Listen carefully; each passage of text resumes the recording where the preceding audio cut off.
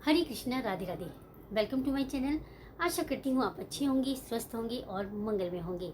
आप सभी को सावन मास के शुक्ल पक्ष की पुत्रदा एकादशी की ढेर सारी शुभकामनाएं। देखो, पुत्रदा एकादशी साल में 2 बार आती है, पौष मास में और सावन मास में, और हमें दोनों ही एकादशी का व्रत अवश्य रखना चाहिए। दोनों ही एकादशी का व्रत पावन, पवित्र, फलकारी है। हमारी संतान की दीर्घायु, उन्नति के लिए, खुशहाल जीवन के लिए ये बहुत जरूरी व्रत है। और जिनकी संतान नहीं है उनको संतान सुख, संतान रत्न की प्राप्ति के लिए ये व्रत अवश्य करना चाहिए। जो साधक ये व्रत करते हैं उन बच्चों की, उनके बच्चों की स्वयं श्री हरि संकट में रक्षा करते हैं। तो है ना कितनी फलकारी पुत्रदा एकादशी का व्रत। इसलिए हम सभी को ये व्रत अवश्य रखना चाहिए और औरों को भी सजेस्ट करना चाहिए कि वो भी पुत्रदा एकादशी का व्रत अवश्य रखें। जिनको नहीं पता उनको भी बताएं, आपको बहुत बहुत ज़्यादा पुण्य मिलेगा। आज इस वीडियो में मैं आपके लिए लेकर आई हूँ पुत्रदा एकादशी की पावन कथा। कथा पावन, पवित्र, फलकारी है, बहुत ही सुंदर है और बड़े मन भाव से सुनिएगा। कहते हैं व्रत में कथा हमें अवश्य सुननी चाहिए, तभी हमें व्रत का पूर्ण फल मिलता है, नहीं तो हमें व्रत का संपूर्ण फल नहीं मिल पाता।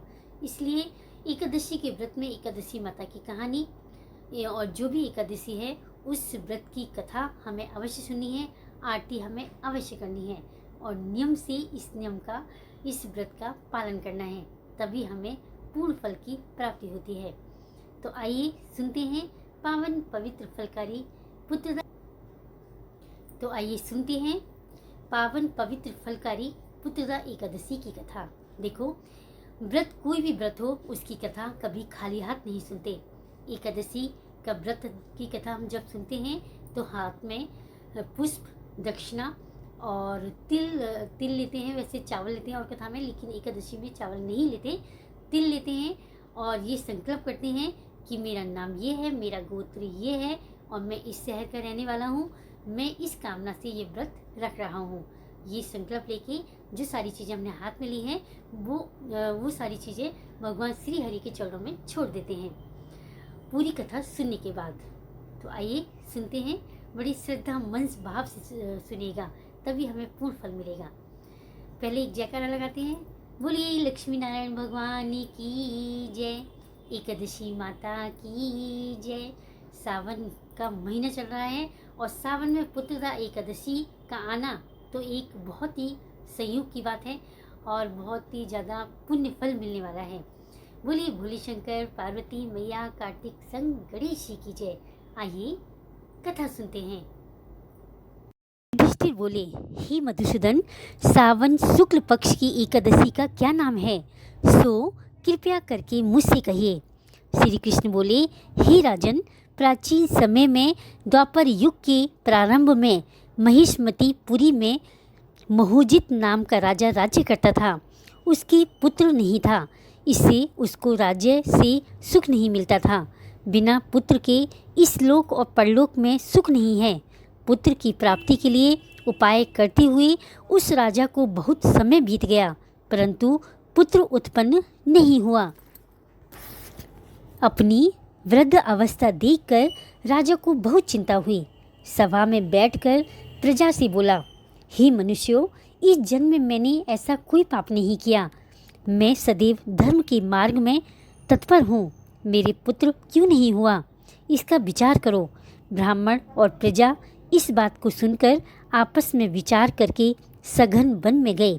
वहाँ घोर तप करते हुए चैतन्य, आनंद में, आरोग्य, आहार रहित, मन को वश में करने वाले, क्रोध रहित, धर्म तत्व के सब शास्त्रों में चतुर लोमस ऋषि को देखा। उनको देखकर सब प्रसन्न हुए और यथा योग्य नमस्कार किया।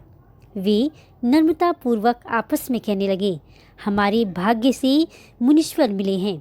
उनको नर्म देखकर मुनीश्वर बोले, तुम किस लिए आए हो, इसका क्या कारण है, कहो, मैं अवश्य तुम्हारा हित करूँगा। हम सरीखे मनुष्यों का जन्म परोपकार के लिए ही है। इसमें संशय नहीं है। मनुष्य बोले, हम अपने आने का कारण कहते हैं, आप सुनिए। हम संदेह निवारण करने को आपके पास आए हैं। महीजित नाम का राजा पुत्रहीन है। हे ब्राह्मण, हम उसकी प्रजा हैं और पुत्र की तरह उसने हमारी रक्षा की है। उसको बिना पुत्र के देखकर उसके दुख से हम दुखी हैं। सो दृढ़ विचार करके हम तप करने को यहाँ आए हैं। हे द्विजोत्तम, जिसके भाग्य से ही हमको आपका दर्शन हो गया है। बड़ों के दर्शन से ही मनुष्य का कार्य सिद्ध हो जाता है। हे मुनि, ऐसा उपदेश दीजिए जिससे राजा के पुत्र हो।